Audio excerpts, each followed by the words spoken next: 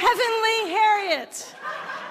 I radiate infinite blessings of love, joy, and peace wherever I go. Will you join me? I even carry my own background with me. It's great. So thank you. I'll be here for all eternity. Spiritual superheroes. This was actually Jack's idea, and I was thinking about it. Am I distracted? I was thinking about why we need the mask. I'm like, well, we don't need the mask. What makes a spiritual superhero or a superhero of any kind? They all wear masks. Because being a spiritual superhero is about being selfless. You're not getting credit for what you do. By people not knowing who you are, you don't have people in your regular life going, oh, you're so amazing, you're so wonderful, right? There's an invisibility to being a spiritual superhero. And then I was thinking about the cape. And there's the cape, but as we know, in the Avengers, they've gotten really intricate with all their costumes, that the superhero needs a costume. And the costume distinguishes it, makes it distinct from all the other superheroes. It says, this is what my gifts are. This is how I stand out. And I thought, well, how interesting that a superhero both is invisible and at the same time stands out. Isn't that quite a paradox? They're not hiding their light. They're not hiding in a corner. They're fully out in the world participating, shining their light, and yet have this selflessness. And so I was thinking about who is a wonderful example, other than the ones that we tend to think of, like Jesus and Buddha and Gandhi, and who is a spiritual superhero. And it came to me at 4 o'clock this morning, the perfect example of this paradox is Mr. Rogers. Oh. Isn't that great?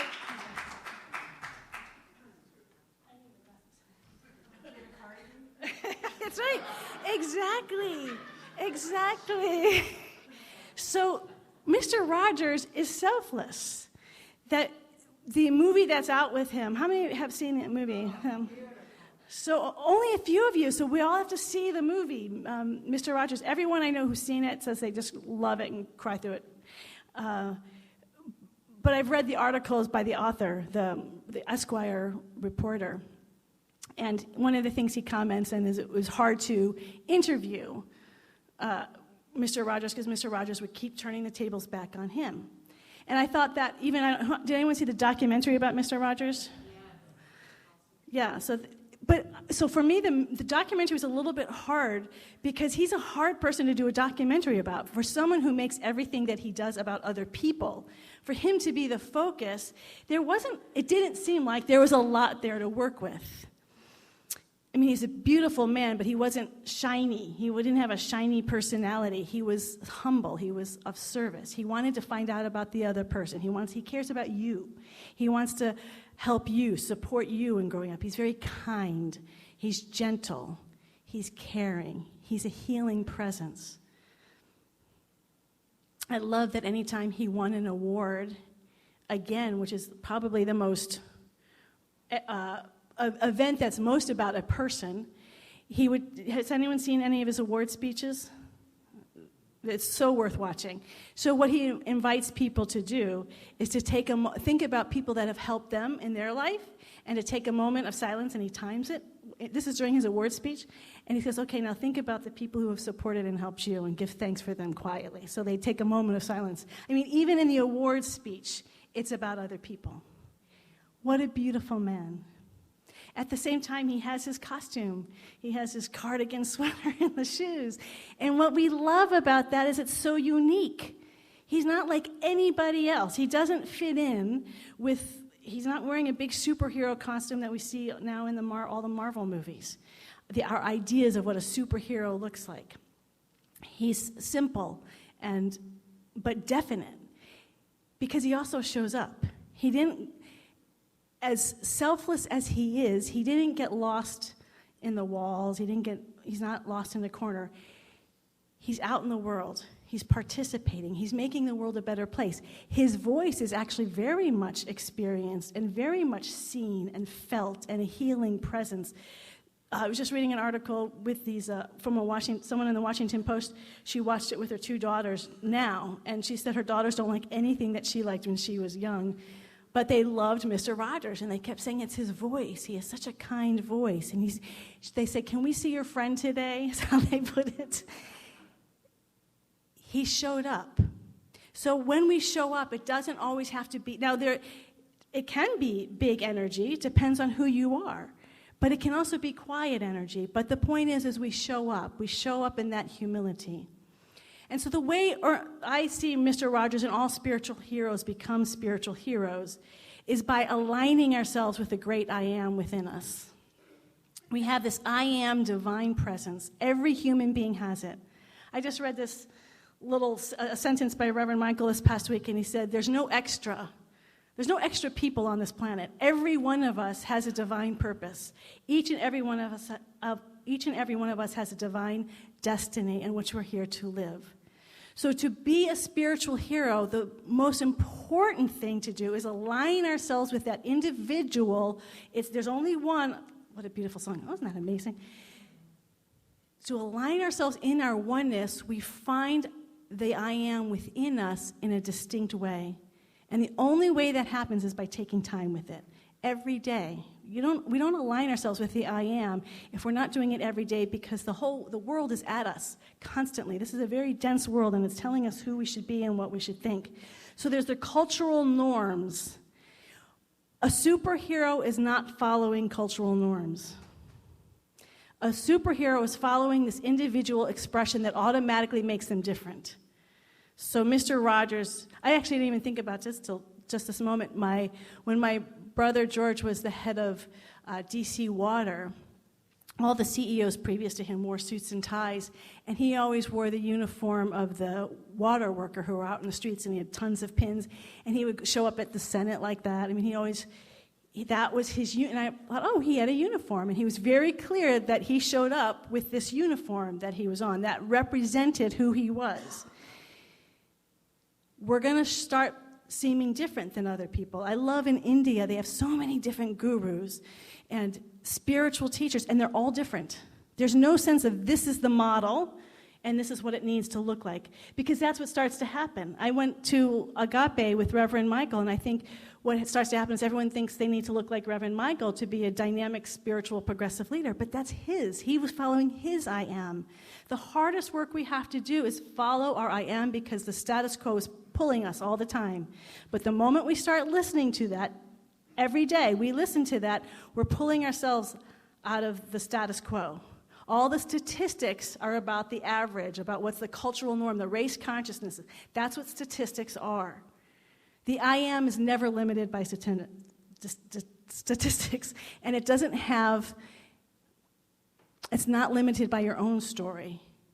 It's absolutely, completely free and powerful in every single moment, unlimited by past obstacles, by past barriers, by past limited habit patterns. We so often identify ourselves with things of the world. We identify ourselves with our jobs. We can identify with ourselves with status things, money, husbands, wives. I know for women, when I was younger, and I believe it's changing, there was a lot of status on who you were dating. I know certainly in my mother's era it was even more than that. I know for her, when she married my dad, a lot of it was less to do with, do we have a good time together, and what he represented to her. He was successful. He was much more successful than she was, so she identified with him. Her identity was being married to him. We do it all the time. The difference between confidence and arrogance is confidence, which is what Mr. Rogers had. He might have been quiet, he might have been gentle, but he was very confident. Not that he always knew the answers, but he was confident in that he could express his lack of clarity, if he had it, and still feel that he was aligned with who he was, because it was coming from within. The only criticism I've heard of the movie was that it doesn't really fully express where he got that centeredness, that kindness, that gentleness, that he was an ordained minister. He read the Bible every day. He prayed every day. His spiritual life was very much a part of who he was. So that alignment shows up in confidence. Arrogance, the only way we can be arrogant is to have other people to compare ourselves to. We have to say, oh, I'm better than so-and-so, and that's why I feel arrogant. That's why I feel like I have power or strength, is because I'm stronger than this person in this area. But that is a confidence that comes from having to be better than other people. And when we go to spiritual principle, there's only one. God can't be better than itself and somebody else, and it's never going to be less than anyone else. It's always fully being itself in every human being. So we're never better and we're never less than. That's a human dynamic.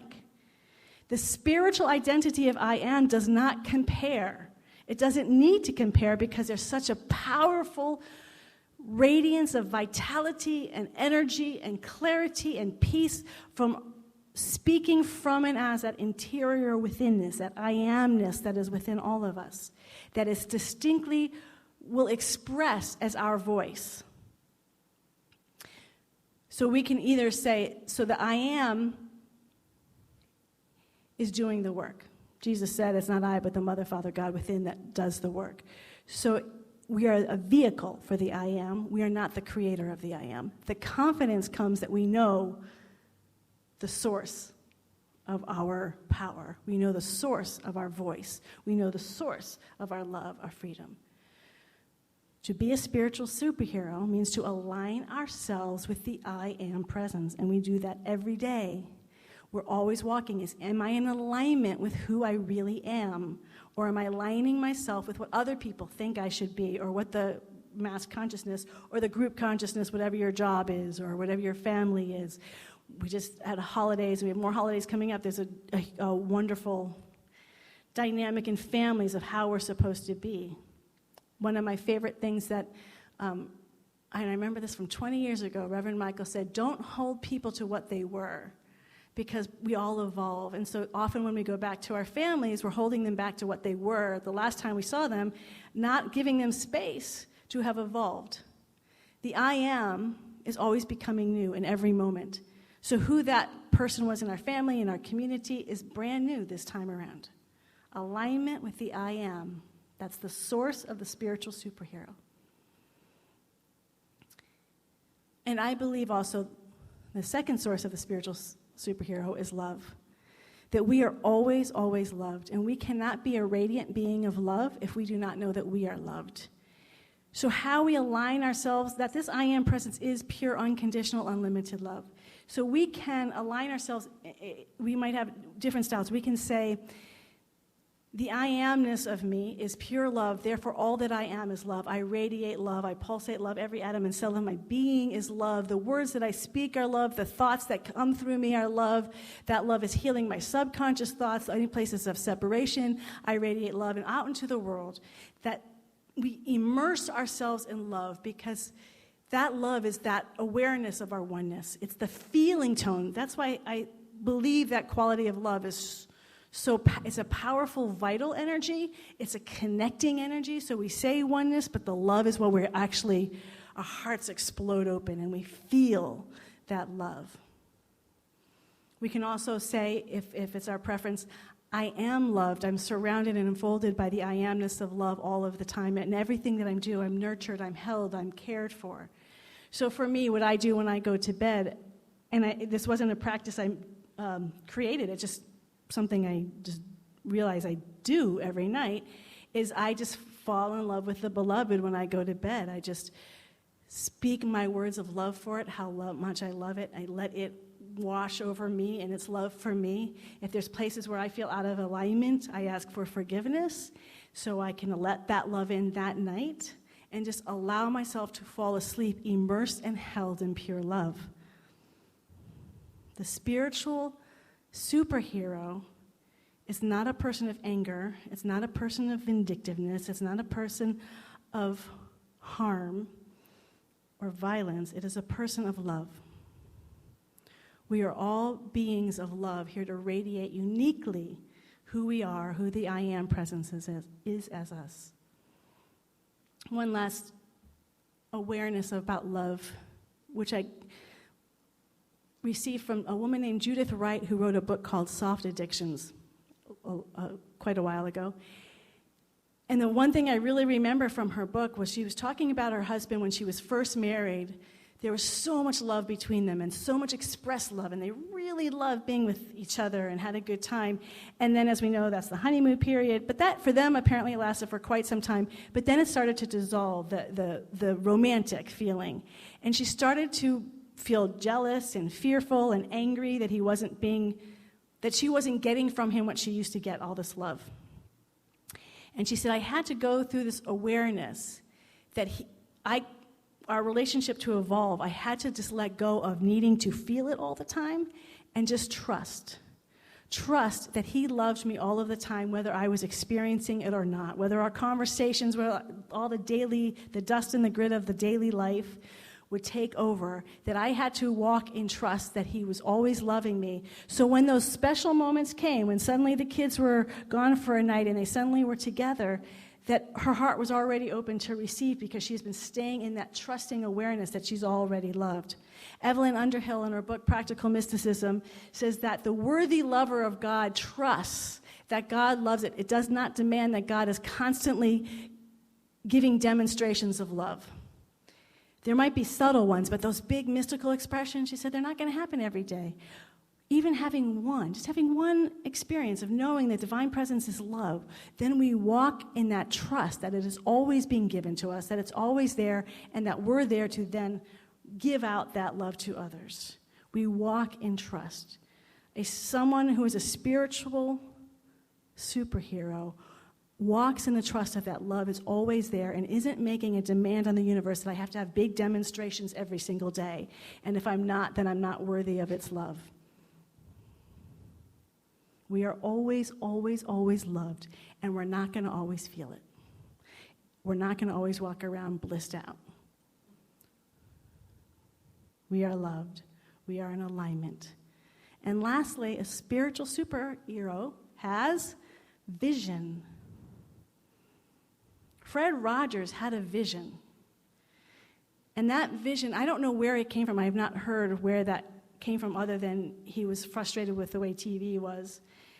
But I don't know, but my bet would be that if people who knew Fred Rogers before he started his TV show, I mean, he was consistent. He was always a gentle guy. If he had said to somebody, oh yeah, one day I'm going to be a household name, and everybody's going to know me from this popular TV show on PBS, I doubt many people would have believed him because he didn't seem to have that personality that would be a TV personality.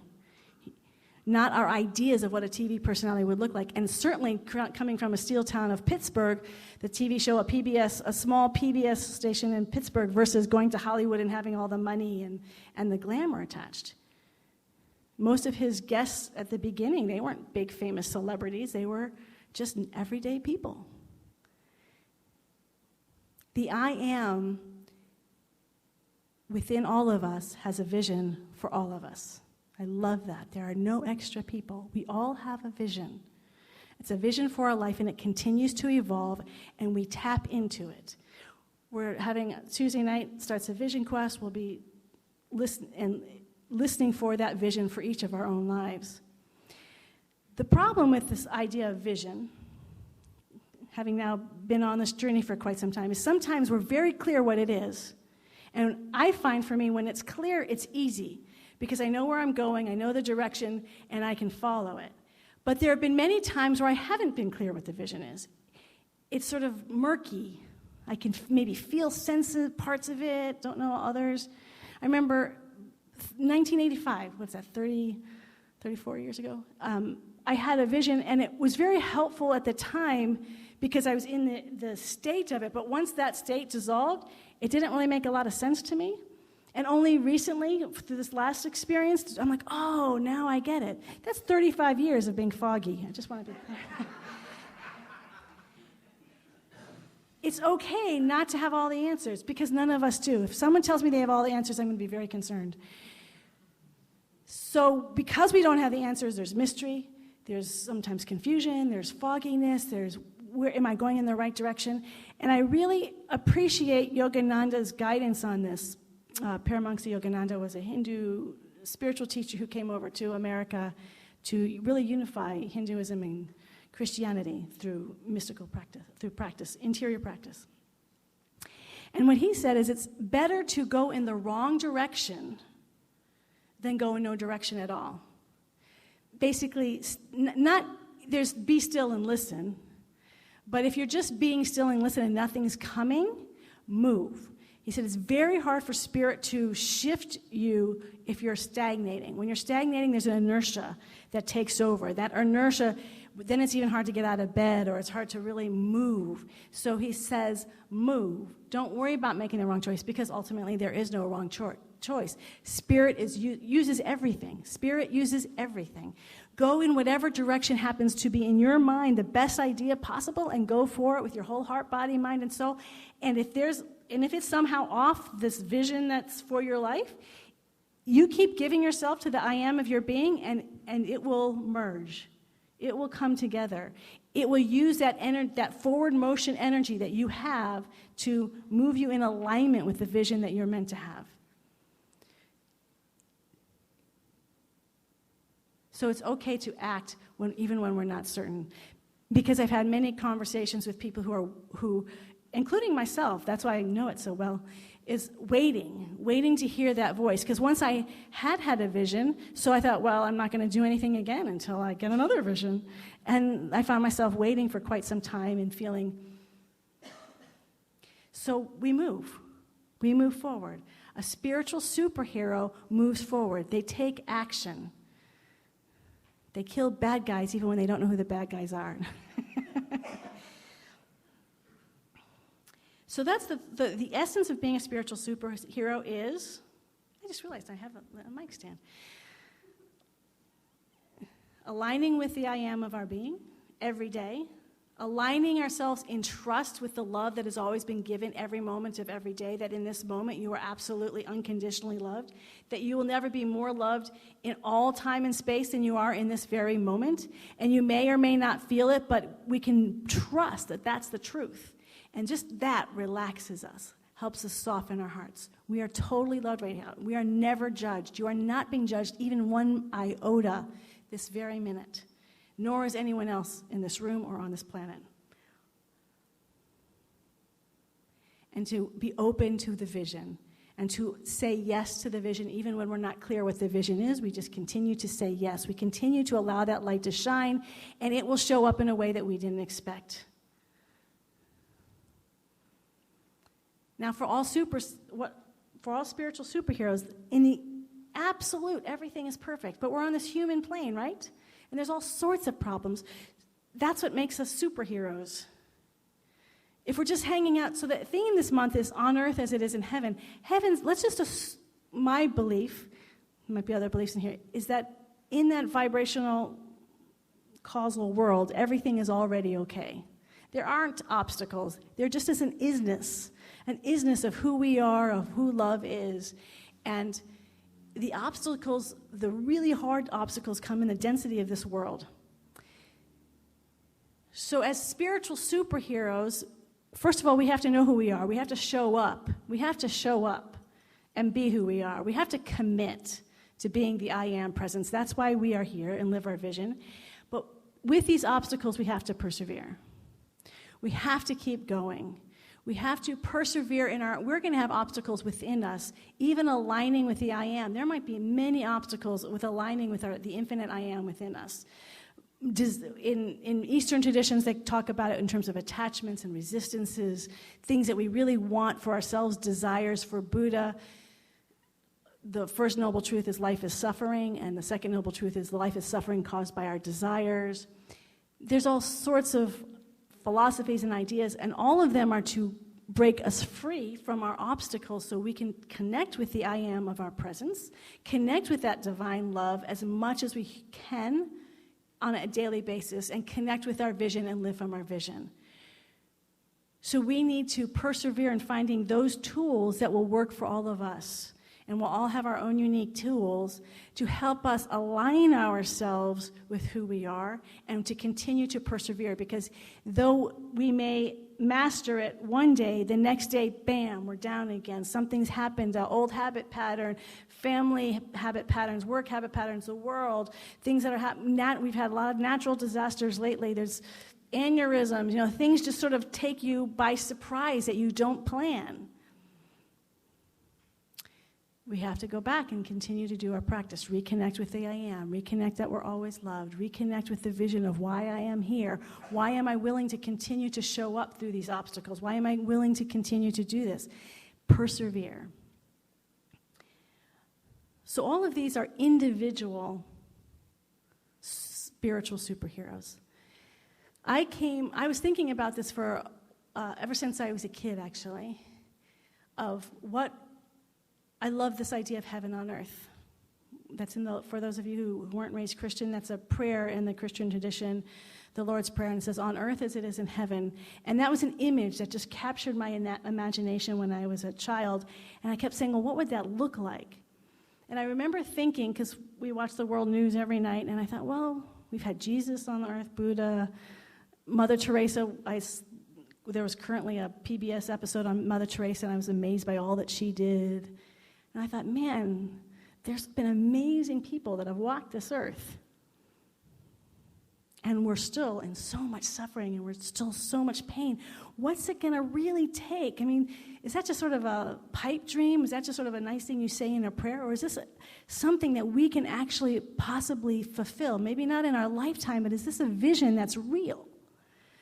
And the conclusion that I came to after really pondering it for a long time was that there's no way this was going to happen with spiritual superstars like Jesus and Buddha. It was going to need a collective spiritual superheroes. We need massive amounts of spiritual superheroes. And the one, I have to say, I haven't kept up with all the Avenger movies, but they all are distinct and unique. Everyone has their distinct role to play. If we're going to have heaven on earth, everyone is responsible for being your own superhero. So we can't just count on the collective. I grew up in a family. I loved being a Hawkins. That was great. But then I had to find my own identity. I went to the Agape Church for 6 years, totally immersed, but I recognized when I walked out, well, who am I when I'm not at Agape? That the collective energy would raise me up, but I had to find my own voice. So that's why I'm really big on finding our own voice. The collective energy supports us in finding our own voice, but everyone here is responsible for being your own superhero, for finding your own voice and shining your own light, being your own superhero. And we all need to be superheroes if we're going to make heaven on earth, because the superhero is aligned with the infinite I am. The superhero is aligned with infinite unconditional love all the time. The superhero is living its vision, and all of our visions work in harmony with each other. I absolutely believe that my vision and your vision and your vision and your vision are all in harmony with one another. So it moves away from discord, dis-ease, into harmony and to grace. So in thinking and pondering that, and there's so many people doing spiritual work today, isn't there? Don't you know so many people are doing amazing and powerful spiritual work? We put out in the Centers for Spiritual Living, we put out a prayer request for each of the centers, and then all the ministers pray for the community. And I was pondering what the prayer request was for ours, and I sent it in last week to Reverend Kathy Ann, who's the minister at Seattle, and she posted it on Friday. So I want to read to you the prayer request that I sent for our community.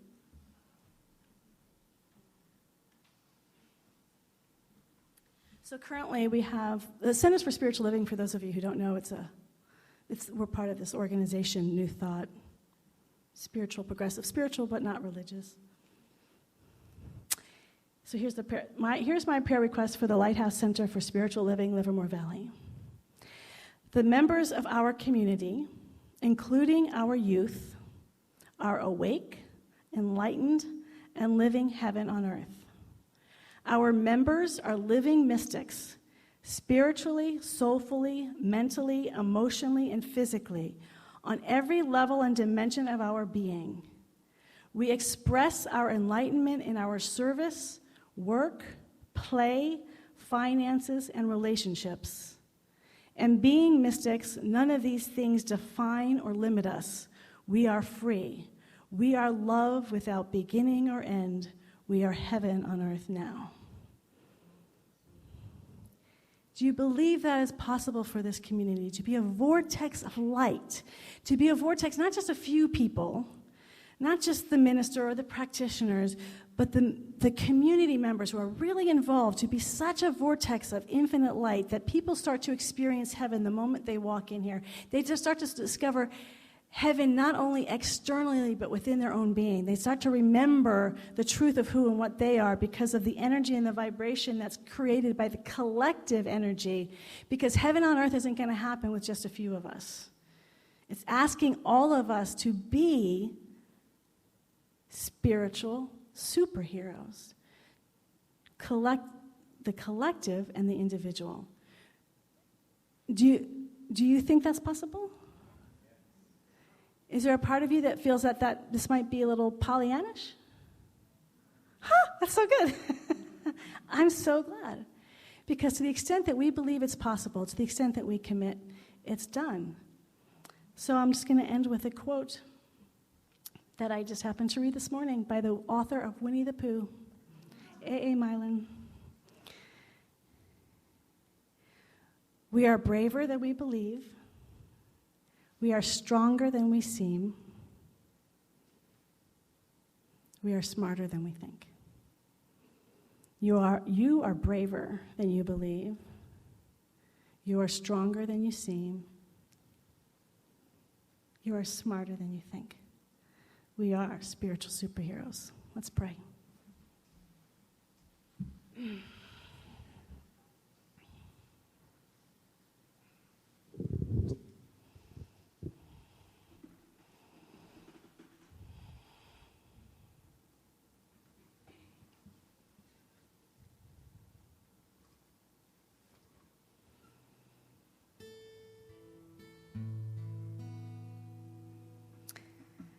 And so we begin with letting go. Knowing that we are not the source of this prayer, we are not the source of our own truth, that we are the receivers in this moment. That we allow the words to point us in the direction of that source. These words remind us that the source of all life, of all the cosmos, of all the billions and billions of galaxies and every grain of sand, the source of all life, of all that we are, is this divine, infinite, and eternal one power and one presence that was so beautifully sung this morning. We are not creating the one power and one presence. We are a beautiful expression of the one power and one presence. And so we allow ourselves to trust that this one power and presence knows itself already as each and every one of us in this room. It knows. It is clear. It's not in the mystery. It knows who each of us is. It knows who we were before we were born. It knows who we are as we have evolved since through our childhood into our adulthood. It knows our becoming. It knows. It transcends all time and space. It is never limited by the things that we know. It is beyond all of that. That is the great I am of all of our being. We were called into this planet Earth. We are called to fulfill a vision for our life that is in harmony with all people's visions, with the call and the vision for their life. There is an incredible harmony happening on this planet right here and right now because we are recognizing that source which is more powerful than any effect, that source that is more powerful than any precedent, that source that is more powerful than anything that we might deem as human power is nothing compared to this infinite oceanic power of pure spirit, of pure light, of pure joy, of pure wisdom. There's nothing that could ever limit this power. And the moment we tap into it, all our needs are met. All that we need to fulfill the vision that we came here to fulfill is given to us. not because we make it happen, not because we deserve it. It simply is. We say yes to the isness of our being, to the love of our being, and the vision unfolds effortlessly and gracefully through people and resources and dynamic conversations and books that we read and lectures that we listen to and meditations and spiritual visions. Everything is aligning itself so that we step into the power and the grace of our purpose on this planet right here and right now. Any time that we feel like we have to wait, we let that go now. There is no waiting. It is already here. And we say yes to it to the best of our ability, knowing that we are completely and always unconditionally loved, that our yes, our wholeness, our commitment to this I amness of our being is felt and known, and everything is supporting us and saying yes to our vision and to who we are. We are, each and every one of us, a divine blessing on this earth. We are essential, each and every one of us, to say yes to the calling within us. We are the spiritual superheroes who are here to walk this planet Earth now, at this time, in this place. We are needed. Are we answering yes? Just check within now. Are we answering yes? And if you are answering yes, I invite you to speak it out loud.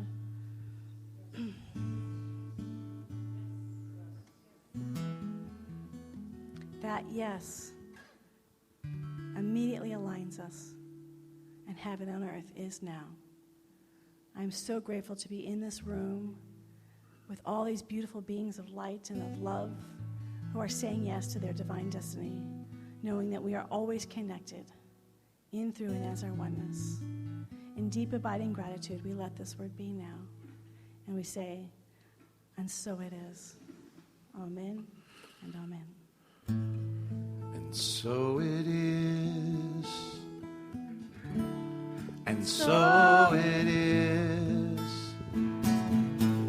And so it is. Amen.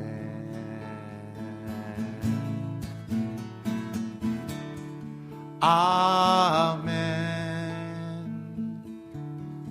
Amen. And so it is. Amen. Amen and amen.